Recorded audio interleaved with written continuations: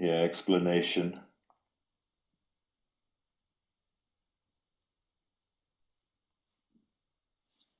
But we've lost. Oh, Johnny's back. Thank God.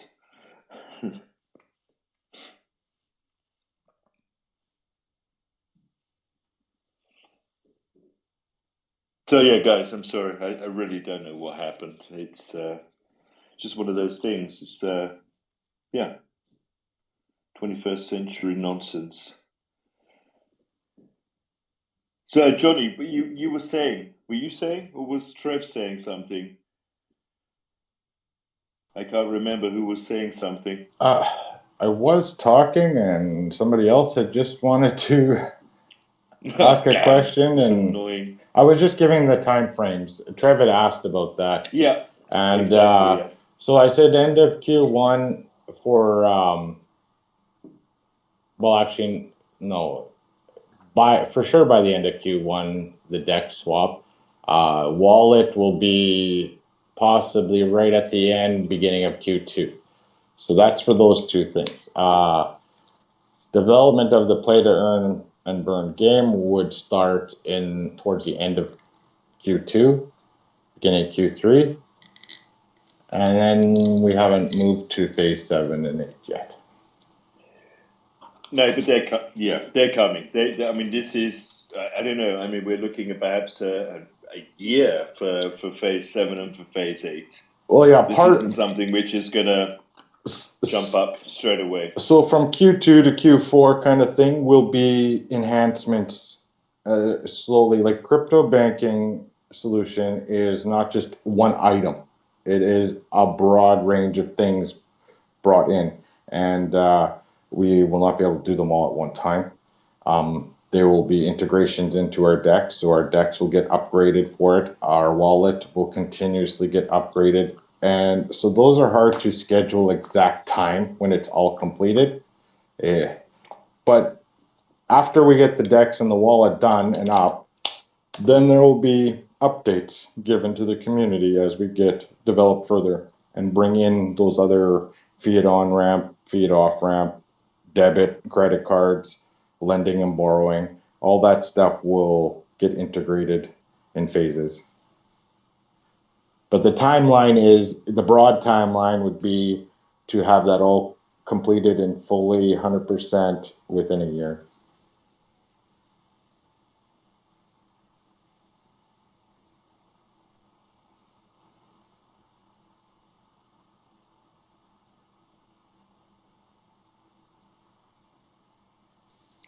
Hello, I'm back. Welcome back. Sorry about Twitter rug. That's all right. Okay, I've just been thinking out some of the ideas around how this launch could play. Like I've not seen it before done where you have a public second raise for the same project. But I kind of figured this. So what I would probably do if I was a Lunatics token holder is if I saw that there was going to be a new token on Ethereum for a cheaper price, which would eventually be able to swap 1-for-1 with the token I have now, I would probably sell my Lunatics token on Binance Smart Chain, and then I would get into that pre-sale if I could.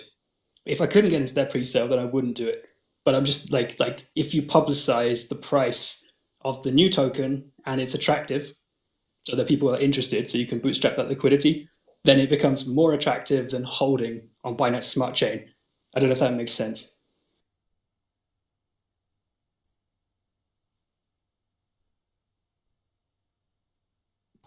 Yes, I see where you're getting at too. I have actually been in a few projects over the years that launched on multiple chains.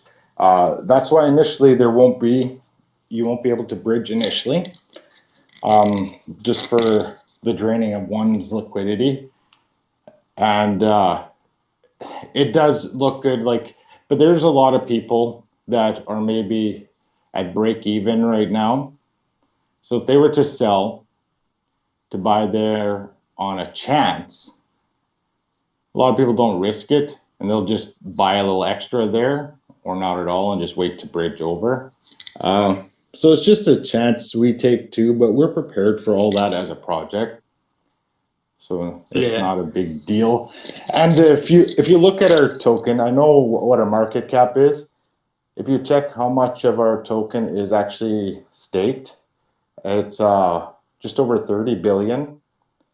We have total supply of 87 billion, and so we have a circulating supply of 47 because the stuff staked plus the rewards are staked with it, and they get released slowly, and then the tokens that are locked up that are burnt. So even if every holder that wasn't staked would sell, the market cap probably wouldn't go down more than 35%. And the odds of that are not extremely high. I'm just trying to think if I can make money, basically.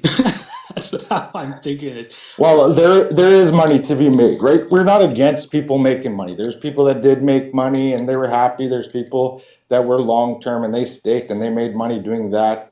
There will be people making money. There will be arbitrage opportunity constantly because the way it works, if there's a price difference, people are going to arbitrage and it's going to keep the price balancing out. But there will always be those opportunities. Our exchange, we have zero wallet transfer tax as well. That's a benefit we've always felt that was needed because some projects feel like they want to charge you transfer tax, and it's your coins. You can move them where you want with nothing but gas fees. So we expect people, and for us as a project, we just want the volume is key. Bringing volume brings transactions, brings use case to our utilities, and those utilities can further development, and then demand goes up and the price climbs with it. For sure. Maybe honestly, I'd think about Arbitrum as well instead of Ethereum mainnet. If you're looking for volume and like you already know the sort of demographic of your current users, like are they going to be interested in paying gas fees on Ethereum? Probably not, but they might be. It might be more palatable if it's on Arbitrum, and you give them a little guide how to get there, that sort of thing. But yeah, I don't know. We're just shooting the shit now. I think I'm not really even asking questions. Yeah, I was looking personally into Arbitrum with launching on ETH even, and then having the bridge through because it's very simple to go back and forth. Because there's still nostalgic people, like Ethereum still has a huge amount of volume and a huge amount of dedicated users. So, but being able to just throw your coins back and forth between ETH mainnet and Arbitrum would probably be a good idea too. But there's so much to do. We're taking it in steps. For sure. Yeah, if you got the play to earn game, the wallet, you're doing a DEX, you mentioned lending, and then also payment rails as well. I feel like that starts to get into like scope creep, like sort of like feature creep, like too many things. What do you guys, are you guys planning to expand your team? We will as necessary. Like the whole idea of the DEX and the wallet. The DEX is simple. That's just not even a big deal. The wallet's a little bit more involved, and because it's consistently upgrading it as well and maintaining with the payment rail system. But the idea of it was to build an ecosystem where your community, and it will bring other people to your community. It's just convenience. Crypto, I love crypto, but even when I talk to new people, like I can teach them how to buy it. Very simple. You can go on MetaMask, buy MoonPay, and get you ETH, Bitcoin, whatever you want. But then after they buy their coin, they're asking, well, how do I get it back in my bank account when I sell it? Then it's a different process. And it's a much more involved, and they got to go onto an exchange. And some people just don't even want to deal with an exchange. And so it's just to make it convenient, make onboarding new crypto users easier, because we still have such a small percentage of the population using crypto. So it's just to bring everybody like simple stupid. So that's the goal.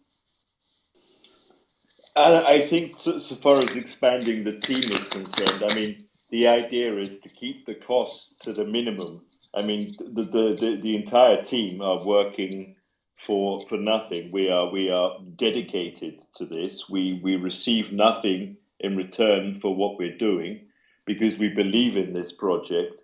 And I think if we expand the team, then we will be able to reinvest less into the project. So the smaller the team is, the more dedicated the team is to this project, the better we will fare in the future. Yeah, like the core team expansion would only be if absolutely necessary. We have partnerships with blockchain development companies, which are assisting in the development of our utilities. So it's not the first time around with this. They're well experienced and certified and licensed, and they will provide us with all assistance we need. So that's kind of like secondary outside help. Cool, thank you. Would you mind if I jump in quickly, Duncan? No, absolutely not. Craig from the UK. I've missed all 6 of the last ones you've done, so congratulations. I know it's a new record. Where's my NFT? That is pretty much. Actually, to talk about what Ox Ears was on about, was there's going to be an opportunity, isn't there, to the pre-NFT holders for a pre-sale for ETH. Is that correct? Yes, the BSC holders are NFT buyers that bought and supported the project in the early phase. They will be getting an ETH airdrop, like ETH tokens. Fantastic. So that actually works out really well as well. Is that per holder, or is that per amount of NFTs you hold? Per NFT. It's per NFT because it doesn't matter if you bought 20, it's per NFT. Well done, Chris. Quick shout out. No, that's awesome. Because and also, where are we looking to put the pairs up for that? Are we looking to use LBank to create the key pair? Okay. No, the initial will be Uniswap, it will be DEX liquidity pool, and LBank will be shortly after that. LBank you'll have the ability to transfer from LBank to either the ETH mainnet or BSC. And once Terra launches, then you'd be able to transfer to the Terra. That's good. That's good to hear, actually, because we need more of those key pairs everywhere. Sorry, key pairs, cross-chain pairs as much as we can. The play to earn thing. There's a lot of play to earn that's been circulating crypto Twitter a lot with regards to being rugs and stuff. And of course, we're not going to do that. So when I say we, I mean the community itself or the core team. What sort of market is in place to sort of really make this, if you like, a really good opportunity to move into phase 6 successfully? Well, we have marketing planned out. We don't want to reveal everything because then a lot of people wait for those opportunities to pump and dump. But the play to earn is more of bringing community entertainment. It's not going to necessarily profit the project, but it's going to be designed to. It's play to earn is like manual staking. It's where you got to play to earn. I mean, it's kind of you're earning an APY based on your investment into it, kind of thing. And the profit would be the burn part, which burn LUNC. So the project's not really gaining anything. It's just self-sustaining entertainment, bring community. It's all about keeping community engagement, building community, because the most successful blockchains or projects are ones that have built a strong community. And we've done a very good job building a strong foundation over the last 6 months. And now we just want to expand that community. And there's different sections. I personally don't care about the games. I don't play games. I am too busy for that. But there's a lot of people that do like that, so that caters to them. There's people in our community that love passive income. They're staking on Terra, they're staking on ETH, they're staking on BSC, they're staking everywhere. So they just love that. And so we have that for them.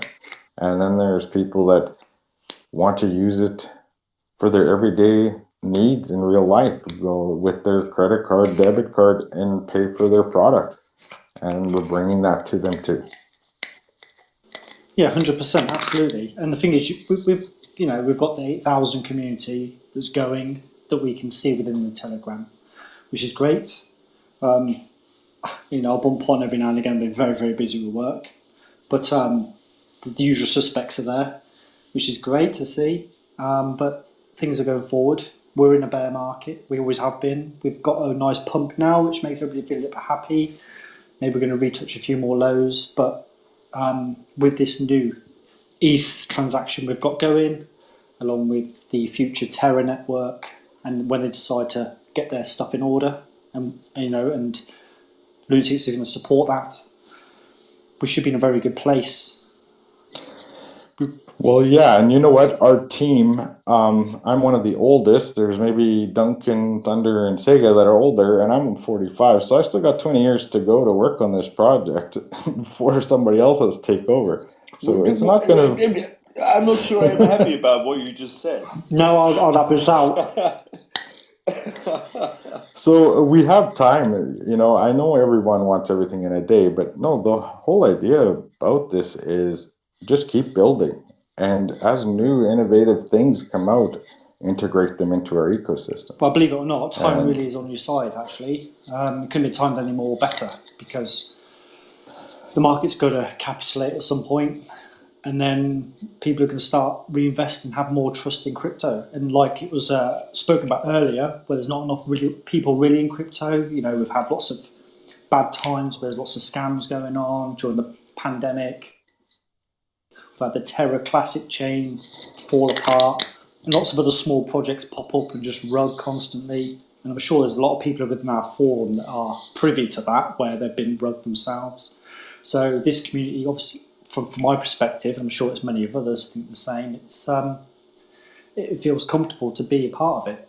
We're happy. The right things have been said at the right time. The Terra thing drug on a little bit longer than we liked, but at the same time, we all knew where that was going, because there's lots of changes happening. So it's all positive.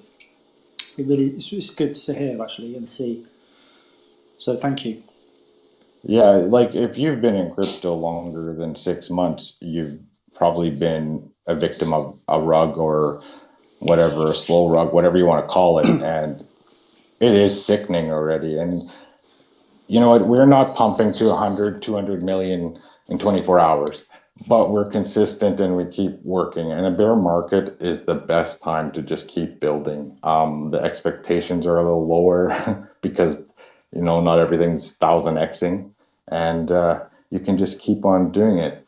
And that's what we've been doing. So I think we're giving the community what we promised from the start, and it's just transparency and keep on working. And with community's help, we'll build it into something.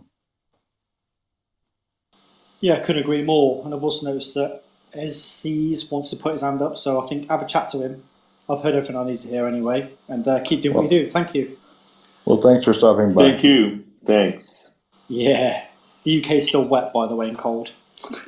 Yeah, it's cold everywhere. So yes. Cheers, Duncan. Cheers, man. Thanks. Hey guys, how are you doing? Good, thanks. You? I'm hearing that everyone's okay, so that's the best thing. Just a quick question. I've missed the part with the wallet. I guess we are aiming at having our own crypto wallet. Yeah, this is phase 6. We're on phase 4 now, so phase 6 will be coming. I don't know. I mean, as I said before, which you probably missed, but we're doing it phase by phase, step by step, and there aren't direct time frames for each step, but these things will be coming. So the Lunatics wallet is in phase 6 and will be coming hopefully shortly. Well, the wallet and the DEX are in development. Just something to, I don't know. I don't know even if it is possible, but then with all those drainers around, would you please, I don't know, create something that protects the users. I don't know. I was thinking that when I'm trading something and I have like different assets in my wallet, is it even possible to lock them and to trade only the asset I would love to, and the others are just not untradeable at that time? Just dropping something. I don't know if it's possible. Okay, if you have given your seed phrase to someone, there's not a lot anyone can I'm do. just yeah. But if you click a scam link and have approved something to do in a transaction, there's not a lot to do. Two-factor authentication I believe I'll have to talk with the development team on the wallet if that needs to be, if you have to enter that two-factor authentication for every transaction or not, or if it's just to open the wallet. But there still is not a lot to do, and that's why we try to educate the community as much as possible. Never give your seed phrase. Nobody ever needs that to help you or assist you. And if you're clicking a link and approving a transaction, make sure you're approving what you think you're approving. That's all. Like that's it. It's very hard to control. As long as your seed phrase is secure, so long as nobody else knows it, then you're safe. Yeah. Just an idea, probably, if you can discuss it with someone. I don't know if it is possible or not. But it will be I sometimes overlook those things because I've experienced enough that I don't fall for that anymore. I mean, right in the beginning, I don't know if I ever did, but I know it was out there. But yeah, that is actually a good idea. And if it's something that can be a convenient implementation, there's something I would like to look at, because I think that would save and put a little more trust to new users, because that's what deters a lot of new crypto investors is they get scammed right away and that's it. They're never going to freaking buy crypto again, ever. And if we can help with that would be a good thing. Yeah. Okay. Thanks.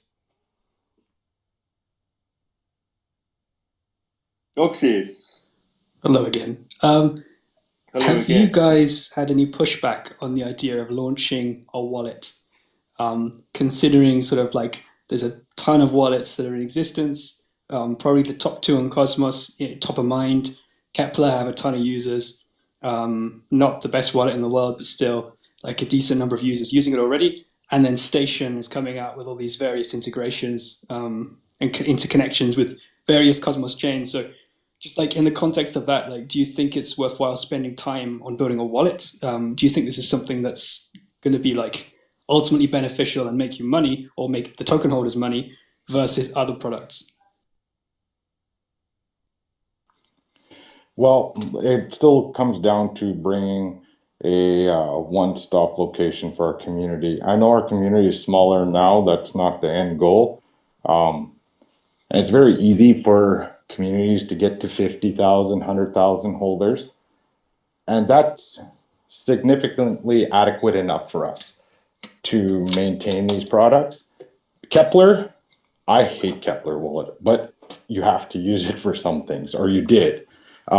Station, well, until their wallet's out and with all the functions, I don't know, so I can't assess it. So we just want to bring, it's basically about integrating crypto to fiat. That's the biggest selling factor. But yeah, there is a lot of competition too. Yeah. I think, I don't know actually if Cardo have any kind of plugins or integrations with existing wallets on Cosmos, but like if you were to talk to those guys, I'm sure they have like a plugin, buy crypto with dollars and sell back. I'm not sure about sell back to dollars. But like that's probably something where you could outsource it. It's already been done. And they've already done a ton of BD and talking to a bunch of chains, sort of like eating up that market, unless you can sort of undercut them with some sort of special feature where you think you've got a particular edge versus someone like Cardo or MoonPay. Again, it's kind of like I would seriously think about focusing down on just like one or two core products, right? Like the real ones where you have a good idea. It's something that hasn't been done yet or has been done well before and has made that team a ton of money. And you're just making like a micro change to it just to make it spicy. So like, I guess most of these teams are thinking we just take an existing product and we add a LUNC burn to it, and now it's spicy and now it's going to make some money. That might be true, but like thinking about lend borrow, it's like I guess you could do an anchor fork, sure. It's like what do you guys think is like the number one feature or the number one thing that you're going to do in the next year that is like it's particularly interesting and is doing something particularly different to other teams? I'm not so sure it will be particularly different because it's very hard to reinvent the wheel. There's improving things and making it better. But yeah, like you said, there's a lot of on-ramps that are efficient and work. So to integrate them into our wallet versus starting from scratch is part of it. But it's the off-ramp. It is a pain in the ass on the DEX. Like, yeah, if you go through exchanges, everything, and bringing in the debit and credit card, the payment system, because so many people just don't know how to do that. Gotcha. So that's but that's in our phase 7 and 8, and that's still in design and development. Like the wallet and the DEX are in development for going to be released shortly and be usable, and we'll add on improvements, get it going, get it used, and then integrate in new improvements. But I really think the key thing is going to be the whole ability to use both in crypto and real world. Get that working efficiently. If that takes a while, it takes a while. There's no real 100% good system out there yet. Yeah, the real world asset stuff's really, really interesting for sure. I've got so many questions I can't stop, but this will be my extremely last one, my very, very last one, which is if you're launching a DEX imminently, what are your plans to bootstrap liquidity for that DEX and to sort of seed those initial pairs so people can come and trade? Initially, we're going to, the initial launch of the DEX is going to be integrating Panckaceswap and Uniswap, our existing LP pairs there. And as our liquidity gets to the unlock stage, we're going to migrate our liquidity into there and provide it as a project and incentivize LP stakers so they can profit by adding LP. Got it. Because a lot of people loved Astroport for that. They made good money providing liquidity, and that's the idea, to build up liquidity, because if you have a strong liquidity, low price impacts, the people want to trade there. If you don't, then nobody wants to trade with the price impacts and so on. Yeah, for sure. So you'll emit some tokens to sort of let people farm on your DEX, and it will be on Binance Smart Chain, and it will start with a Luna Burn token paired with something. Yeah, we'll start with our own, and we'll also list other popular pairs, or even just integrate their existing pools that you can trade through there. Instead of us taking the fees, the liquidity providers would get them, a majority of it. So it's worth them staking their LP pairs through our DEX versus directly on Panckaceswap and so on. Yeah. And that comes from the pie chart. Like, so the existing tokenomics has a slice in it which says emissions for liquidity providers on our DEX. Yes, and also because we have a tokenomic system, we have a tax system, right? And on a layer 2, a lot of them have tax system. What we raise in funds like that always gets put back into the project. So if we need to supply more rewards for liquidity providers, we do buybacks and add them to that. The same with our staking. Like, we don't have a mint function, so it's not continuously making more coins. We buy back with the tax dollars earned from trading and add to the staking for the investors. Cool, thank you. No problem. Guys, any further questions?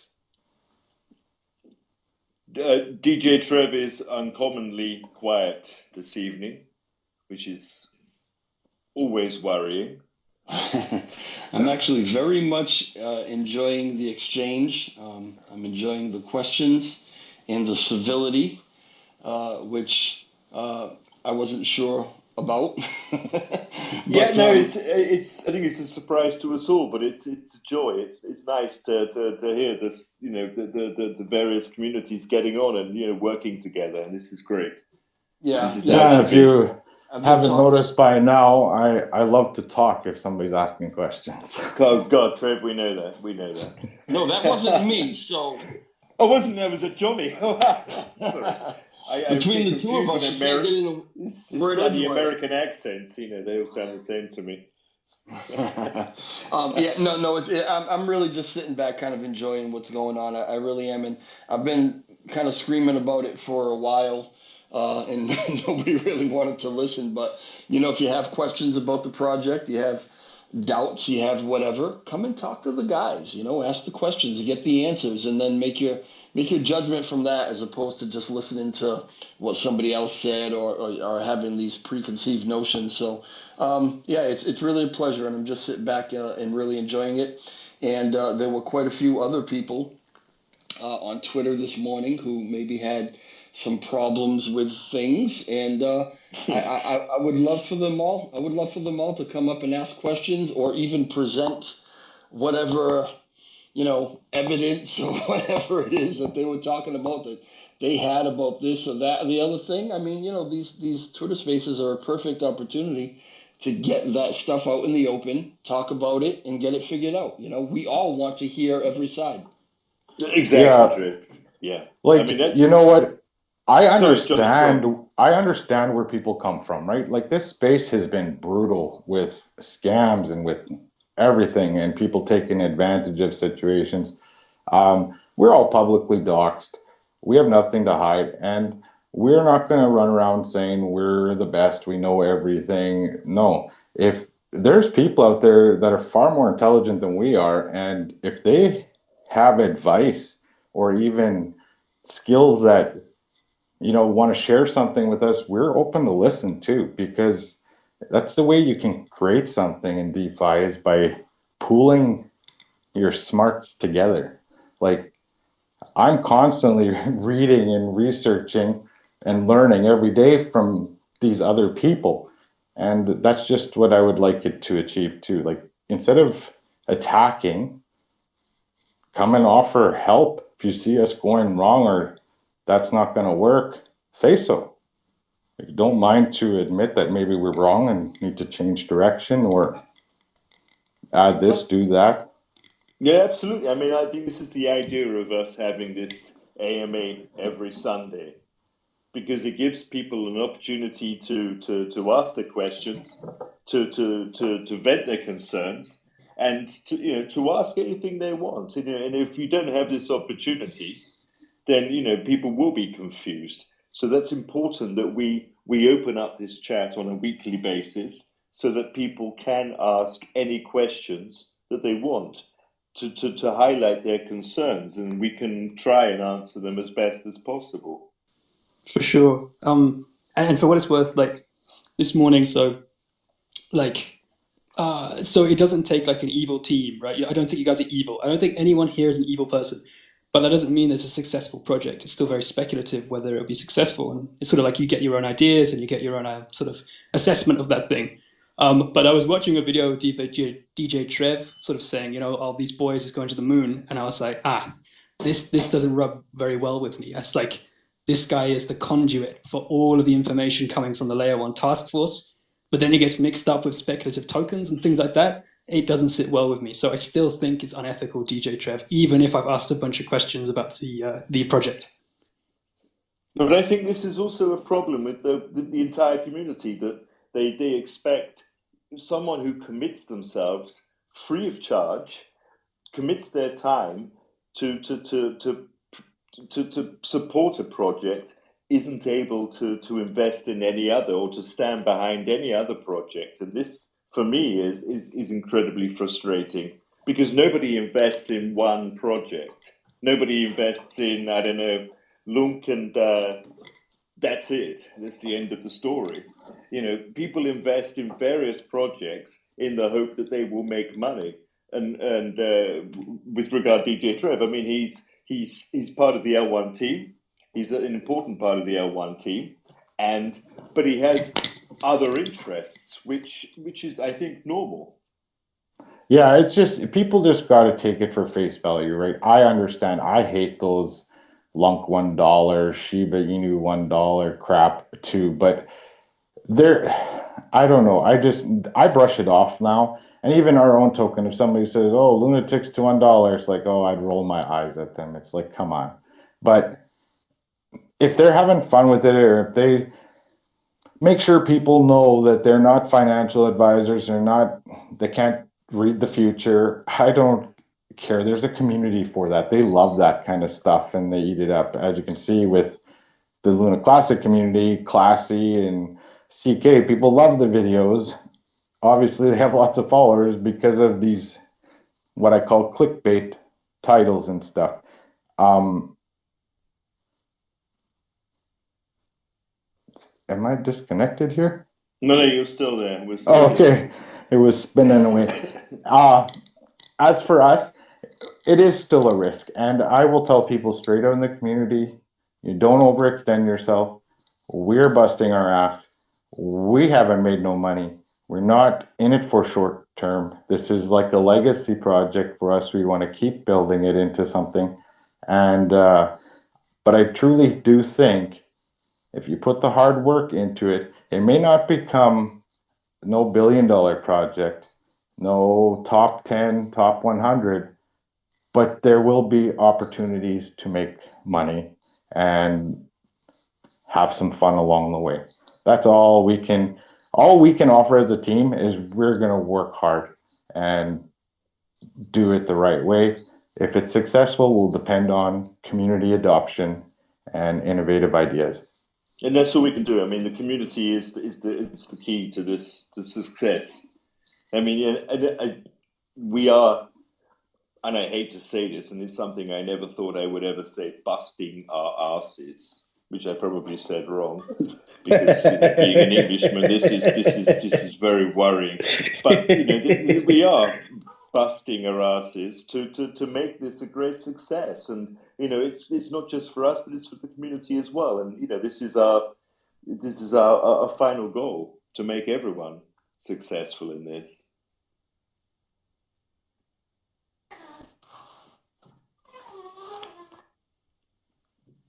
And I guess I'll take a second to respond. I understand the perspective of people who might think kind of what Ears just kind of expressed, as far as maybe it being a conflict of interest or whatever. But I have supported Lunatics Token from the very beginning. I did the very first interview with them that they've ever done. I also do videos on Luffy Token. I do videos on Shiba Inu. I've done videos on AMC. When I accepted the position for the COC, it did not come with a caveat that I would have to focus solely on LUNC and nothing else, and that I would have to alter the direction of my YouTube channel, because if it had come with that caveat, I wouldn't have accepted it. And I don't plan on curtailing what it is I do, or not, continuing to, give information about the things that I'm interested in just because I'm on the COC. As Duncan pointed out, it's just a voluntary position. There's no contract. I'm not being paid for anything by anybody, and so that's the way it's going to go. And I mean, I'm really, I don't know, I'm a little put off, I guess, by the attention, because the fact of the matter is, Johnny is actually on the core team of Lunatics Token, and he's also on the COC, and they won that vote overwhelmingly. So there might be a handful of people who maybe have some sort of problem or think that it's a conflict of interest, but the overall community, I don't believe, feels that way. And that is reflected in various votes. So again, I appreciate and I understand everybody's perspective, but you can't make everybody happy, and I'm not going to stop covering the things that I cover because I'm on the COC. It's just not going to happen. And we hope Yeah, you and don't, Trev. I want to clarify too about me being on the COC. In no way will I ever promote Lunatics saying the L1 team supports us. I talk about Lunatics and LUNC a lot because I believe in both. I really do believe in LUNC. I think it's an excellent blockchain. It's too bad what happened with it. I like the decentralized stablecoin, everything about it. I like the speed of the chain at that time and the fees.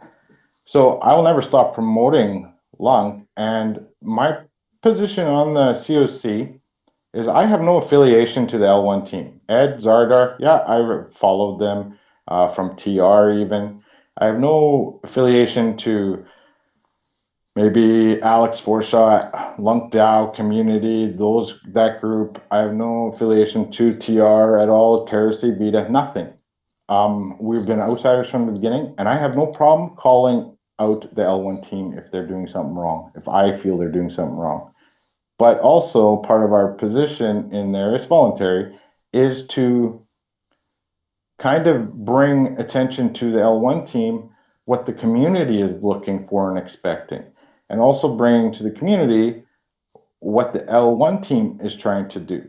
So because there's so many people out there spreading news, it's hard for you to keep track of everything.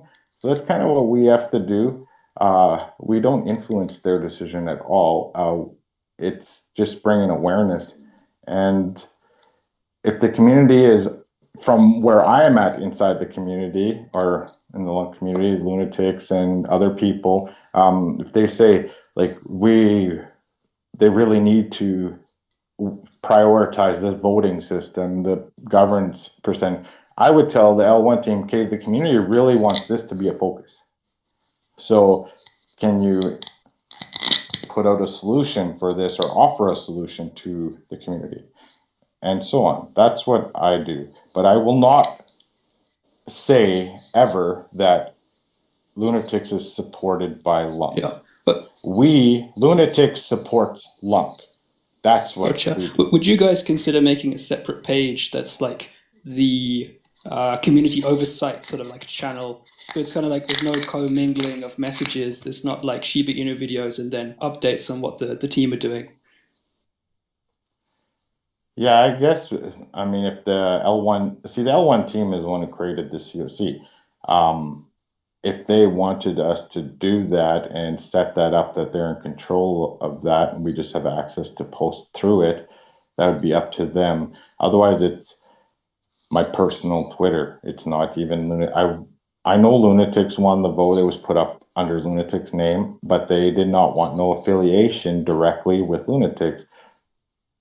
So they had me be the representative that won, and under my personal Twitter. And yeah, I retweet lots of things from other people too.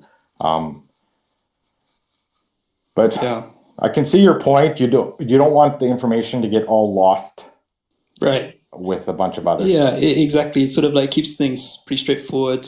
Maybe consider me as a community member who's sort of saying, hey, have you guys considered this? Would you bring it to the team and suggest it as an idea? Just so that you don't have like this sort of weird conversation about, well, look, I don't know what's going on here with like videos about price charts and stuff. And then in between, you've got like the updates about the team, which feels like that's a very important message which people care about. But then they also then have to sort of like sift through the other stuff, right? So maybe that's the way to look at it. Yeah, definitely. Now with a community, with you yourself saying that, we can talk to the L1 team and see what they say, because ideally it's up to them. They're in charge of it. We just volunteer. Maybe it's an idea to have a medium where we post our things and we can link to that, and people can go directly there. If Trev puts videos, he links them in there and people can click on the videos specific to LUNC. I don't know what the solution would be, but we could definitely tell them about it and see if we can brainstorm ideas. Sweet. Sounds good.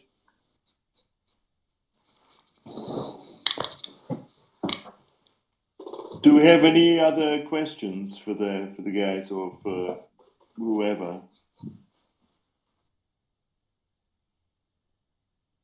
This is probably the longest AMA we've had. We normally try and restrict it to 1 hour. Now we're up to 1.5 hours, probably because Johnny talks far too much.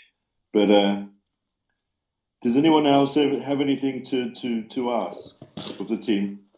Yeah, if there's no questions, I think we could wrap it up. The new website update will be up, and we also host our Wednesday Telegram VCs every Wednesday. So if there's any questions they think of in the meantime, they can stop by there and ask them. Yeah, sure. But the Sunday AMAs, they will continue. This is a pretty new thing. I think we've been doing it now for what, 4 weeks? 5 Yeah, weeks? Sunday AMA for sure, because it's a different community, right? Yeah, exactly. And yeah. then I mean, this is internal and external, so it's good to have both people from outside and inside joining. and I like doing the Wednesday ones on Telegram. It's just very easy for me to do, and if anybody has any questions during the week, they can pop in. And Did we get through phase 7 and phase 8? We got through phase 7, but we didn't reach phase 8. This is for next week. Okay. Right. Good enough. Duncan has to get to bed. Yeah, again, yeah. All right. Trev, you know me too well. But guys, thanks for joining. And as Johnny said, if you have any questions, pop them in the Telegram chat or write to any of us on Twitter. Don't forget to join the VC on Telegram on Wednesday at, I think, 5 p.m. UTC. Is that right, Johnny? No, I do It's them not at Wednesdays. I try to do them around 1 p.m. UTC or 1 p.m. my time, so 7 p.m. UTC. Okay, all right. So horribly late for everyone in Europe. No, just for you. Just for me, yeah. Yeah, but just, any questions, VC in Telegram, write it in the chat or join the AMA which will continue every Sunday.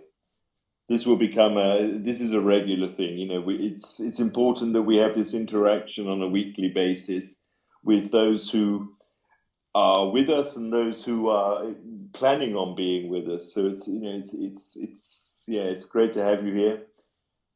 I'm grateful to all of you. We're grateful to all of you for joining this evening, even though we had some technical issues. But thankfully, we all came back together, and cheers for that. So, any further questions in the Telegram Wednesday or on the Sunday AMA? Johnny, one final word. No, I'm just thankful everyone showed up and we got some discussion going, and I'm good. Perfect. See you on Wednesday. Brilliant. Trev, Ace, everyone, thanks ever so much. Take care, and we'll speak on Wednesday. Thanks, guys. Take care.